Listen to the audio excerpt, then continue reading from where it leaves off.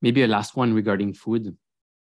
We talked about gluten, but you haven't really told us what you think or what you've read and studied about gluten. So is it that evil? Because there's a lot of different thought about gluten. Some people say it's actually not that bad. Some people say it's a scale, but it has an intolerance to it, but like some really big ones, some like a small one. What would you say about gluten that can help people think, oh, even if I'm not having gut problems or whatever, I might like even try to remove it to see if it makes a difference or not? I always encourage people to experiment. If you have even the slightest inclination, this will help or that'll help, give it a try, even just for a week or two. There's nothing there's no harm in that. And if you feel better, that's all the data, it's all the proof that you need. But to answer your question, I think gluten is not great for human nutrition. It's a protein found in wheat and other grains for people listening in. But I think the real problem, Kevin, is the wheat itself. We have hybridized and genetically altered this crop, wheat, to where now it has so many chromosomes, it's like an alien molecule to our bodies. And I think that's what drives a lot of immune issues that causes things like eczema and the mouth ulcers you mentioned. I think it causes a lot of gut irritation and leaky gut and other issues there. I think it's the wheat itself. And I think gluten can be specifically problematic for people with intolerances. So you have celiac disease, you have gluten intolerance, you have people who are very reactive to gluten itself. And for those people, it's not good. Just if you're very reactive to eggs, you should not eat eggs, even if they're fine for other people. But I've had a lot of patients that thought they were gluten intolerant, no testing, just like they felt better. They had all these issues. They cut out gluten. The issues went away. I've had them try like an organic barley, which has gluten, but it was an heirloom variety of barley. So it had never been hybridized. They were totally fine. Yeah. I had them try an heirloom variety of wheat called einkorn. This is the type of wheat that was grown thousands of years ago. That's like the OG stuff that's never been altered, never been genetically altered. They were fine. And it has tons of gluten. There's gluten. So more than the gluten itself, it gets back to the quality of the food that you're eating and being very conscious of what you're eating and actually knowing and understanding what you're eating. That's right. You'll hear a lot of stories of Americans that go to Europe and eat bagels and croissants and pastries and feel fine. Then they come back to the States. Yeah. I heard so many stories about, hey, I'm eating normally in the US, I become fat, and I'm going back to Europe and I'm losing weight. There is something crazy with this processed food and with the food in the US and probably other countries, but like I hear that so much. No, it's 100% true, man. And they'll come back to the States, they'll eat, they'll feel like shit. And the main difference, there's a lot of differences in the food quality, especially in certain parts of Europe. But one of the main differences with the wheat is that they use emmer, which is like einkorn. It's a non-hybridized heirloom variety of wheat. And that is significantly less inflammatory, significantly less problematic than the crap that we use in the United States. So I think to answer your question, gluten is not necessarily terrible for everyone if it's coming from a good source. And it's usually the foods themselves that have gluten that are a problem, with the exception of if you have a specific intolerance or allergy to gluten, which sounds like you do and many people do. Yeah. Awesome. So the next topic that I really love is testosterone. I'm actually a big fan of using testosterone boosting herbs. I have 21 different herbs that I rotate every day to not develop tolerance to, because part of this biohacking kind of journey for me was understanding the whole story about testosterone level decreasing the last 50 years. That's related to our lifestyle and food and how you can naturally increase that to feel amazing, basically. So what's the role of testosterone in a man's quality of life? Both men and women have testosterone. It's especially important for men, but it's also critical for women, for sex drive and libido and a whole bunch of other things. So it's somewhat applies to both genders, but for men especially, many people associate testosterone, Kevin, with muscle building and bodybuilders and just like physique. But in reality, testosterone is critical for our daily energy, for our drive and motivation, for just wanting to get after it, having that vitality, having a good mental state, good mental health, good levels of just ambition to, for whatever it is. Maybe it's steered towards your business. Maybe it's steered towards being a great father, a great partner. Maybe it's steered towards eating healthy and making good choices and working out. That ambition. It's all linked. Yeah. It's all linked to testosterone and obviously other things as well, but that's a big driver of this. And when you have that vitality and that drive to get after it in life, everything becomes easier. It's freaking hard to work out and eat healthy and show up for your partner and run a business and be an entrepreneur if you don't feel like it. If you have no drive, no motivation, you feel low every day, it's freaking hard, dude. Whereas when you have that vitality, it becomes exponentially easier. Yeah. And so that's a big component with testosterone that goes above and beyond just sex drive and muscle building and things that most people associate it with. It's obviously important for those things, but it's also important for your mental state and your daily performance. Feeling calm, make better decisions, sleep better is all linked, basically. Yeah, it's all linked. Absolutely. So how is the state of testosterone in male adults today, and how does it compare to 50 years ago? Dude, it's horrendous. Levels are declining like it's a freaking epidemic, bro. And there's a lot of reasons for that. But if you compare the average level of testosterone today versus 50 or 100 years ago, it's crazy. It's crazy how much we've seen declines. And you see it in our society. When you see like the average person and they got a big fat beer belly, they're overweight, they don't have any of this ambition we're talking about. They don't train. They don't do any manly shit. They just sit inside on the computer and watch porn and watch TV. And they don't do anything that's actually enhancing their testosterone. Do they have low testosterone because they're doing all that stuff? Or do they do all that stuff because they have low testosterone? Classic chicken or the egg question. I think it's a combination of both, but I think that they have low testosterone because of poor choices they made earlier in their lives. And then because they have low testosterone, it keeps them in that cycle. It doesn't allow them to have the ambition or drive to make these better choices. And it's very difficult to lose weight. And it's very difficult to work out because they have low testosterone. But it was the poor choices they made from the get-go that led to them having low levels. And yeah, man, there's a lot of different other reasons as well beyond just lifestyle. Our environments, just the amount of chemicals in personal care products like deodorant, shampoos, that's toothpaste. A big one. That's a huge one. And these chemicals are classified as endocrine disrupting chemicals, meaning they disrupt your hormones. And many of them are mimic estrogen. And so They're not good for our health. And so guys using all these colognes and all this crap, all these chemicals, not good. And then you also have the lack of sensible sun exposure, which the near infrared light we get from the sun is one of the most profound things for our mitochondria, for our mood, and for our testosterone. It's absolutely critical. That's how it feels. That's why it feels so amazing to spend just 10 minutes under the sun. Dude, it's the best cure. It's addictive. It's the best medicine. Yeah. That's the next topic, actually, after testosterone. We'll get into that. Okay. So why did men experience such a huge decline in testosterone level over the last few decades? What happened? What you said, environment, the key or the few key drivers, and what changed? Listen, there's a lot of things, dude. There's not just one thing. It's the food system, all the processed foods and seed oils and garbage that's infiltrated the nutrition of so many individuals. It's the lack of movement and outdoor time and exercise, and just the ultimate vacation of humans, dude. We've removed people from the natural environment that enables us to thrive. We've put them inside cubicles under artificial junk light, in front of screens, sitting on their ass all day, only to drive home in traffic, to sit on their ass more, watch TV, and then go to bed and do it all over again. And that is a recipe for feeling shitty, having poor mental health, having low testosterone, having poor metabolic health. It's honestly a freaking tragedy. And it's hard to pull out of that cycle once you're trapped in it. Because now you got a house payment, a car payment, credit card debt, all these responsibilities and obligations.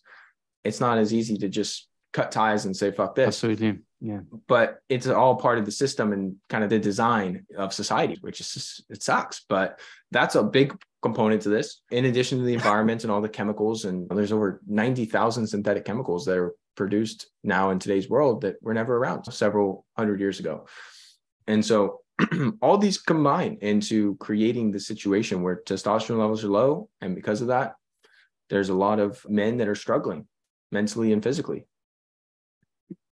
What's the consequence of that, especially in relation to their interaction with women and overall reproduction rate? You know, we could even go as far as asking what will happen to our economy if we make less babies because of this testosterone issue. Yeah, that's a good point. It's decreasing fertility, which is somewhat correlated to the testosterone, but also separate, and that fertility rates are declining massively. People are having a hard time conceiving. You have to be a certain level of health to make a new baby, to create life. And if you're missing a bunch of critical nutrients and you don't have that health status, it's hard to conceive a child with your partner. And there's other reasons, of course. And then as far as the impact it's having with relationships, I think that a lot of domestic violence, dysfunctional relationships, dysfunctional sex life. All these things come back to problems with your biology. They come back to imbalances in your neurochemistry, imbalances in your hormones. Absolutely. That people don't necessarily want to feel this way. They don't want to do these terrible things, but they're fucked up, dude. They have these problems that they don't know how to fix, and they don't have answers like what we're talking about on this podcast to guide them to make better choices, to feel better, to live a better life, to take care of people that they care about properly and not lash out and have these, all these problems. And so they turn to cigarettes, vaping, alcohol, because it's easier and it feels good quickly. Exactly. It's a lot easier to numb yourself with alcohol than it is to do a sauna and a cold plunge and work out and get sun and do all the other things that make you feel fantastic. Man, yeah. What are the best natural strategies to support testosterone levels as we age? And so what are those? And also, when should people start thinking about that? Is your 20s too early to start thinking about that? Is your early 30s too early? Because a lot of people might just think you're 25 or you're 32. Like, why are you talking about that? For example, me, like, people are like, why are you taking all these herbs? Like, you're 30 years old. Like, it makes no sense. Like, you're healthy, you go to gym. And I'm like, because I want to feel even better. But even like, I'd say people who don't think about all that stuff, when should they start thinking about that stuff? And what can they do naturally to support testosterone levels? So you should for start guys thinking and for girls.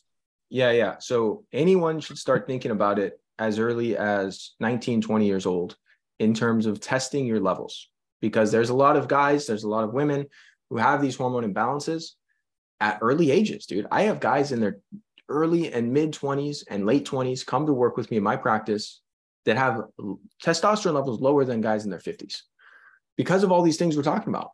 So it's not just an age thing. Yes, you should, in theory, Kevin, have really high optimal levels of testosterone in your 20s. They start to slowly decline in your 30s, 40s, and 50s. And as we get older, they go down. But the reality is, so many dudes I work with have low testosterone, even if they're 27, 28 years old. And they're overweight and they're having trouble losing fat and building muscle, and they don't have any energy or drive or motivation. So it's not necessarily just an age thing. There's a lot of other factors. So before you go do all these natural things you're talking about with herbs and things we're going to talk about of ways to boost it, you should get your levels tested. You could get a good hormone panel for $75 blood test. It's not that expensive. And the most important thing you want to run is not just total testosterone, it's free testosterone. You always want to run free testosterone because that's what's actually available, bioavailable in the body. You take total, and then a lot of it's bound up by proteins like sex hormone binding globulin. Then what's left is your free testosterone, and that's actually the number that matters.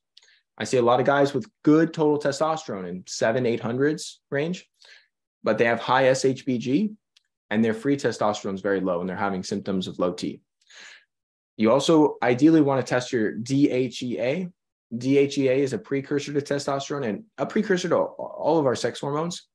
And if you have low DHEA, that's something that's very simple, really easy to supplement and fix to give your body more of the raw materials to synthesize more testosterone and have better hormone balance. So I would run free testosterone and DHEA as the main two markers if you're only going to run two.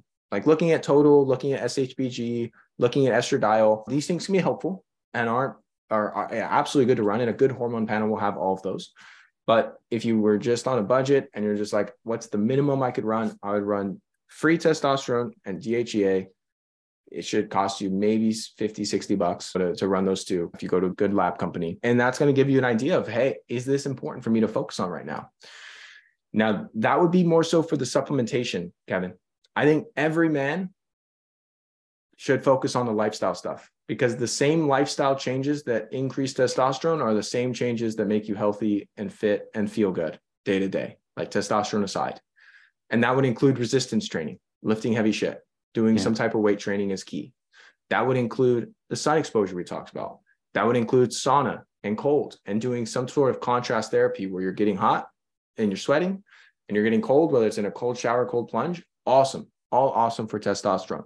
That would include movement and not sitting on your ass for prolonged periods of time. That would include good nutrition and not eating a bunch of sugar, starch, not drinking a bunch of alcohol. These things are terrible for testosterone. Yeah, There's absolutely. a number of lifestyle and dietary stuff that really impact testosterone. I'd say the number one, it's more important than anything I mentioned, is sleep.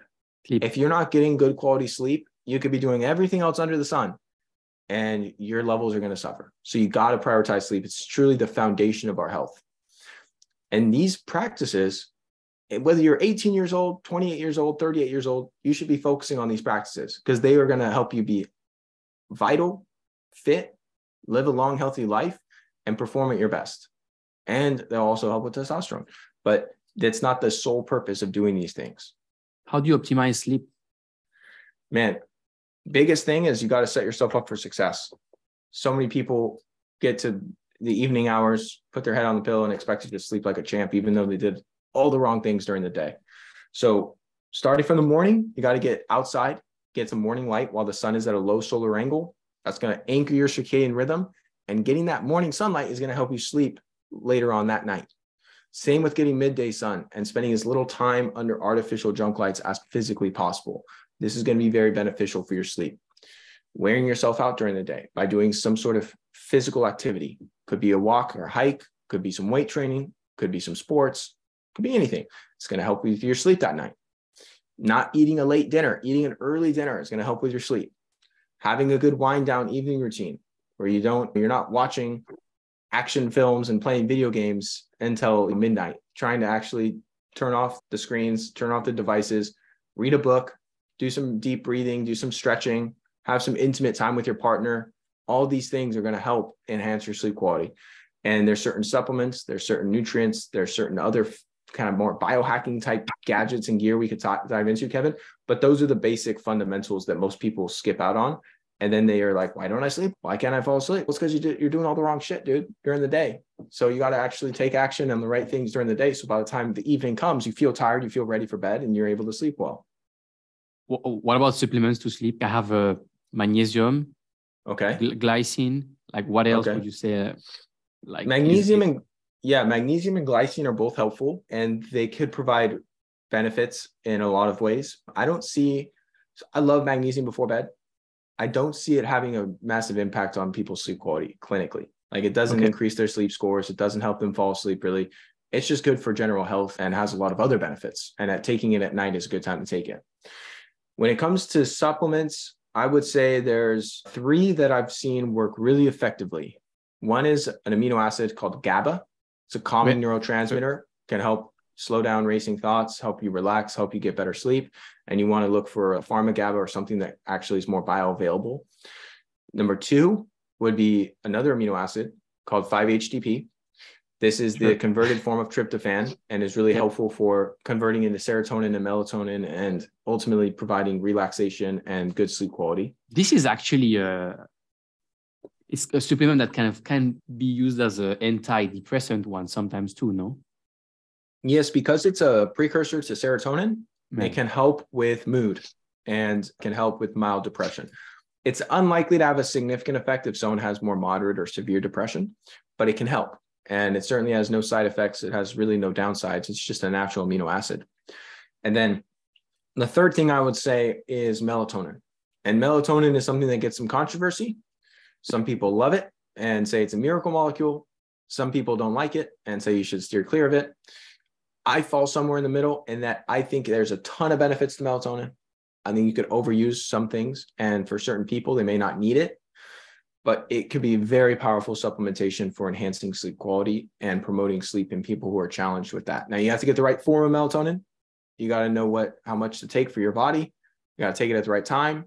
There's certain nuances too that people fuck up that cause them to not get much benefit out of the melatonin. Awesome. Last question about testosterone. How much do you like or know about TRT, testosterone replacement therapy? I know that Joe Rogan, for example, and many other high-performing males are big fans of TRT, which is not natural, obviously. But you can get bioidentical testosterone replacement therapy, which isn't exactly natural, but it's pretty close. And I think it's fantastic depending on your age. I don't think young men should be using TRT because once you start taking TRT, it's a lifelong commitment. It's very challenging to take testosterone exogenously for 1 year, 2 years, 3 years, and then just decide hey, I don't want to take this anymore and stop, because your own production is going to just completely plummet. So you're not producing your own testosterone. Now your body is reliant on this exogenous testosterone. And for some people, they don't mind taking it the rest of their life. If it makes them feel great and it's a little better living through science, they're all cool for it. Other people don't want to have to be reliant on anything. So it's a personal choice. The benefits of testosterone replacement therapy are amazing for older people, I say, because you don't want to take it if you're in childbearing years. It will atrophy your testicles and it will decrease your sperm count. So if you're looking to have babies, like I want to have a lot of babies, then you should not be taking a bunch of testosterone, because it's not going to help you with your fertility. If you're like 40, 50 years old, like Joe Rogan, I don't know how old he is, probably in his 50s, he's not looking to have any more kids.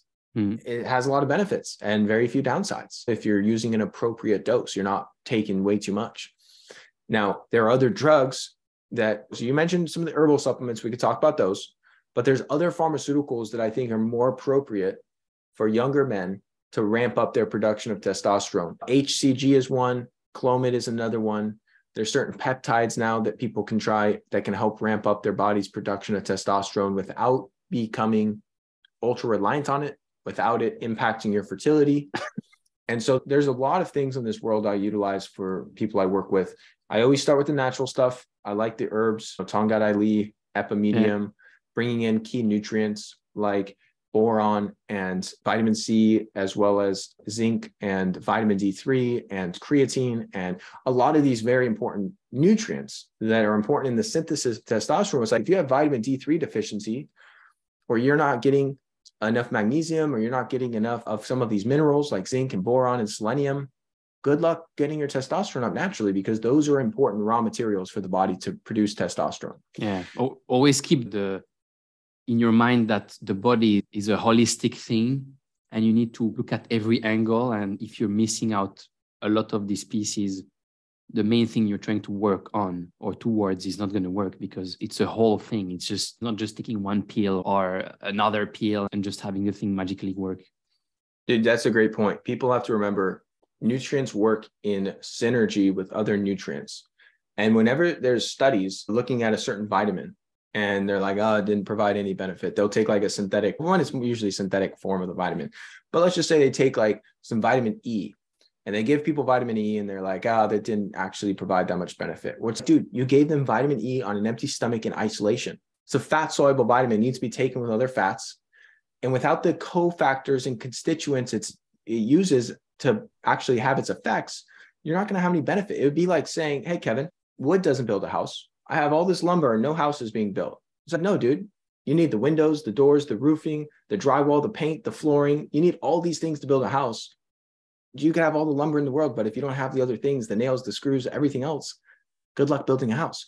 Our bodies are the same way, except infinitely more complex than a house. So whenever people take nutrients in isolation by themselves, it's never a good strategy. You always want it to be taken with the other cofactors and other enzymes and other types of compounds that help that nutrient perform its actions. And the proper food and a proper exercising routine and a proper sleeping routine. And then all this thing is going to compound together to bring out the best version of yourself.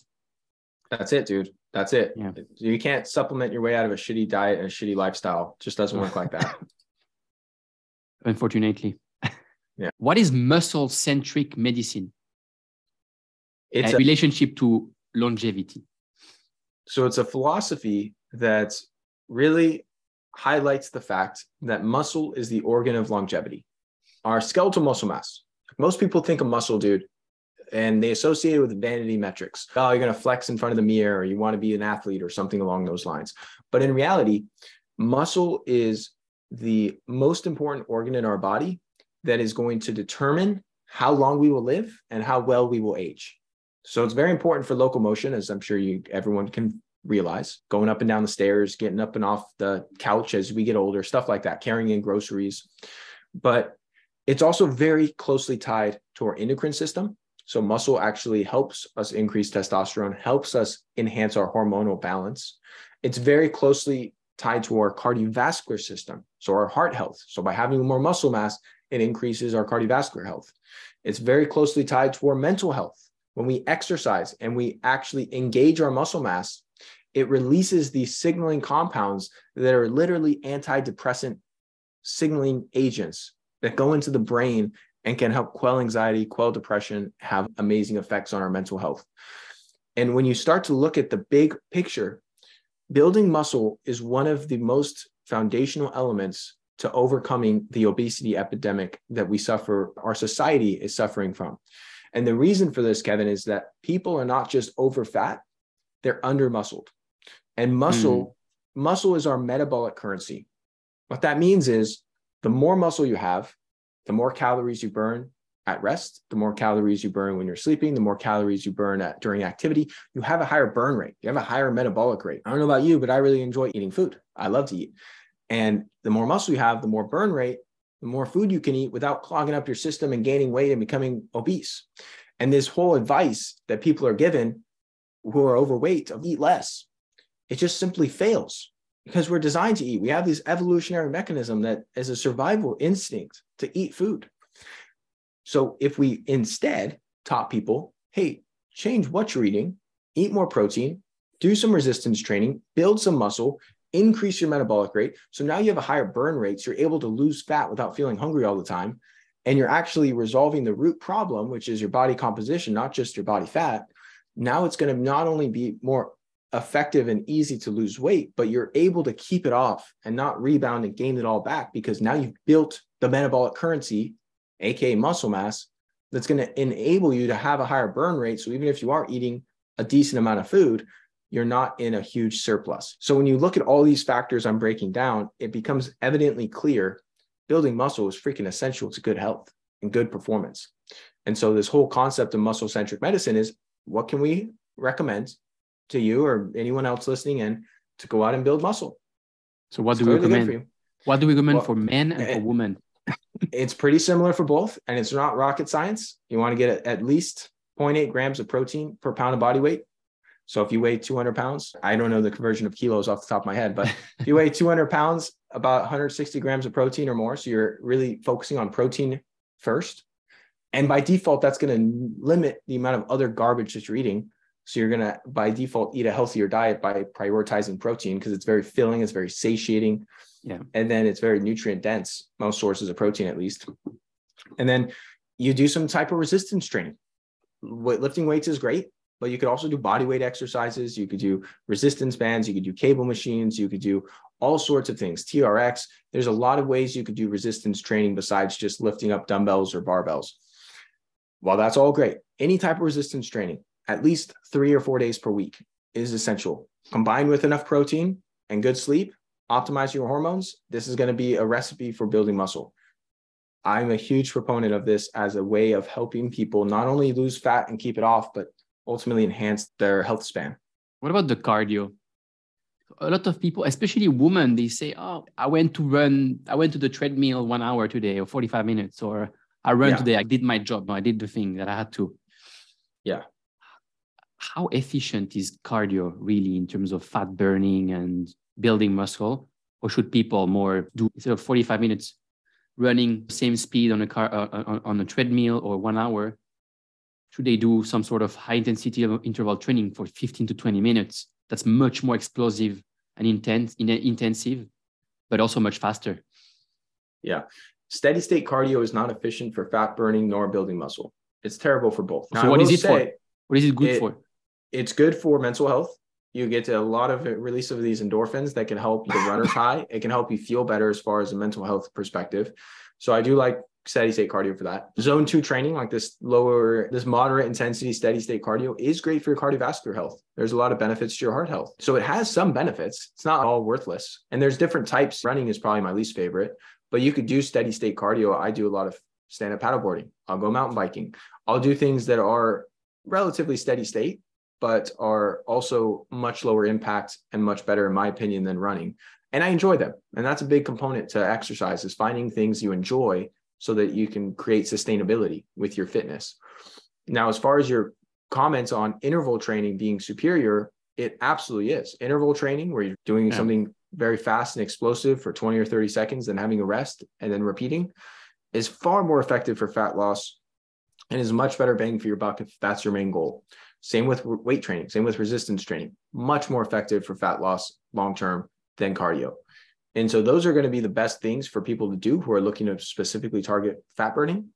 And even if you're like, I really want to improve my heart health, you don't need to do zone 2 steady state cardio every day. You could do it twice a week and then have 3 or 4 days a week where you do weight training, and then maybe have 1 day a week where you do HIIT training, and create a really well-balanced fitness regimen where you're doing some type of movement every day, but maybe 3-4 days a week you're lifting weights, 1 or 2 days a week you're doing cardio, and then maybe 1 day a week you're doing like an interval style training session. Awesome. So last topic of the day, you're obsessed with sensible sun exposure. Why? Dude, we are solar powered animals. We thrive with the sun. And if you want to feel depressed, if you want to feel shitty, if you want to have poor health outcomes, don't go out in the sun, because it will honestly is one of the best ways to reverse. I wanted to depression. say move to London. Yeah. Move somewhere that it's cloudy, cold, rainy all the time, and you will feel depressed and shitty for sure. That's the truth, man. And a lot of people feel like they're living in these climates where they're not going out in the sun. They're going into the office all day, every day, and they feel lousy. And I feel bad for them, because I want to help all these people. And I just want to yell from the rooftop, if you were just to go out during your lunch break for 15 or 20 minutes, no sunscreen, no sunglasses, because that blocks a lot of these benefits, and roll up your sleeves or get as much skin exposure as you can. I know if you're at work, you might not be able to take off your shirt and stuff. For women, of course not, but for guys even, you may not be able to like just go out in some swim trunks. But the more skin exposure you can get, the better. Think of your body like a solar panel, and it's harnessing these benefits of the sun. It's helping to recharge your mitochondria, your energy systems in your cells. It's helping to rebalance your hormones, ramp up testosterone. It's helping to rebalance your neurochemistry, your serotonin production, your dopamine production. It's also helping to create vitamin D3. It's helping to synthesize melanin. It's helping to do thousands of things, improve your collagen synthesis, lower inflammation. So many things we get for free from the sun. But most people have been misled by the shitty recommendations and the brainwashing from the dermatology industry that we should fear the sun, that we shouldn't go out in the sun. And cancer. Yeah, and it's horrible advice. So how long and at what frequency should people go get some sun? That depends on the time of year, how close you live to the equator, your skin tone, how often you go out in the sun. There's a lot of variables that determine that. But generally speaking, Kevin, if you're going out around solar noon, let's just say between 11 and 1, you're going out midday, and you don't go out in the sun that often, you have fair skin, go for 10 or 15 minutes. Yeah. You don't need to do much more than that. You aren't going to get sunburned in 10 minutes, and you're still going to get all these benefits I'm talking about. And so you could even do 6 or 7 minutes on one side of your body, turn over 6 or 7 minutes on the other side to get 12 to 15 minutes total. And I promise you will not get sunburned in 6 minutes outside in the sun, even if you're super fair skin, even if it's a super hot day. So start slow, work your way up. It's not about like more is merrier. There's downsides to getting too much sun. That's why I say sensible. Yeah. Because it's not sensible to go to the beach for 5 hours and lay out in the sun all day and get burned to a crisp. That is not good. Burns are bad for your skin, whether they're from the sun, the stovetop, hot water. Burns are oxidative damage to the skin and will cause excessive skin aging. It can cause cancer if you repeatedly burn your skin day in and day out for years on end. It can increase your risk of certain types of cancer, and it will ultimately just make your skin look horrible. So don't go out for 5 hours, go out for 15 minutes, and then you're going to get all these benefits without any of the downsides. Do you live in the countryside? I live in San Diego. No, not the countryside, but I also live on top of a mountain where it's not in the city. It's a little bit, 10 minutes outside of the city, the main like downtown area. So what do you say to people who live in the city? How can they incorporate a daily sunlight session into their routine? Because when you live in the city, not only is it more difficult, you have things around you, but also you're in this kind of city life where basically you forget about everything. Yeah. It might already be the night and be like, oh, shit, I forgot my daily sun session. So what can people do if they're in cities to still get their needed daily sunlight session? You just have to prioritize it, brother. So I'm sure anyone that lives in a city still has a balcony that gets sun at some time of the day. or you have a rooftop, or you have a park. Maybe you have to go a mile or two down the way, but there's probably a park somewhere in the city, even if it's a small one. And you could still get out. And if you're a fit dude like yourself, Kevin, take off your shirt, go for a walk outside for 15, 20 minutes, listen to a podcast, make a couple phone calls, get your sun that way. And I just prioritize. So on my calendar every day at solar noon. So for me, this time of year, that's between 12 and 1, I have blocked off for sun exposure. No calls being booked, no appointments. That is my time for sun, because it's that important to me that I prioritize time on my calendar every day to go lay out naked in my yard. Now, not everyone can lay out naked in their yard. Maybe you just take off your shirt. Maybe you just roll up your sleeves and you go for a walk outside and get sun on your arms and your face. And that's it. Maybe that's the best you can do. Whatever you can do, you can prioritize some length of time to get out in the sun. And for me, I lay out for 20, 30 minutes on each side. I'll get close to an hour of sun every day. Sometimes I'll go out on my paddleboard or go out on my mountain bike. Other times I'll just lay in my yard and I'll answer emails or messages on my phone. I'll read a book. I'll listen to an audiobook. I'll still do stuff. Like I'm still getting productive. In fact, sometimes it's the most productive part of my afternoon, because I'm like super recharged in the sun and I'm writing down great ideas and I'm brainstorming different things for business. So you don't have to just sit there with twiddling your thumbs. You could do stuff and still get the sun exposure and all the benefits. And to your point about cities, I think anyone who is serious about their health should not live in a big major city, because it's really hard to be healthy in a city, dude. You're surrounded by all these EMFs, all these electromagnetic frequencies. You have really high levels of smog and pollution and poor air quality. To your point, you can't get as much sun. It's hard to get any grounding in walking barefoot on the earth. It's a concrete jungle. And it's just a lot of stuff from an environmental perspective that's working against your health. So maybe you have to be in the city for part of the year, but you can have some part of the year you live by the beach or in the mountains. Maybe you have to live in the city, or maybe you have to work in the city, but you could live 20 minutes from the city. Like I mentioned, I do, where I don't work in the city, but maybe you have to drive to work and you have to commute. But as the benefit, you get to live in an area that's much healthier for you and your family, which would be worth a 15-minute commute if that's what you have to do. And in today's world, dude, so many people work remotely. So many people have the ability to create opportunities for themselves and create online businesses and do things that if they really are determined, there's no reason you should have to live in a city. We talked about testosterone and sunlight exposure. And many years ago, when I was reading about this biohacking and increasing testosterone, I came across quite a few articles saying that sunning your boys is actually amazing for testosterone. Oh, yeah. Do you have anything about that? Yeah. To say about that? Yeah. The near infrared light stimulates the Leydig cells in the testes and can ramp up your testosterone production.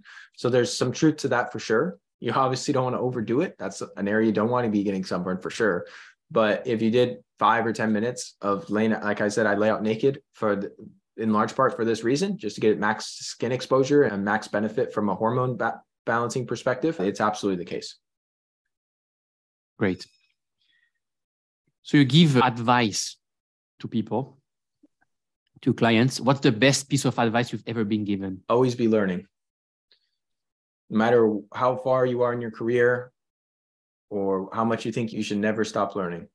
And I've always had a thirst for knowledge. And I think that's one of the best attributes for any of us, is having the ability to learn quickly and effectively and always be absorbing information about new things and applying it to your life, whether it be health and wellness, whether it be relationships, whether it be business or finances or investing.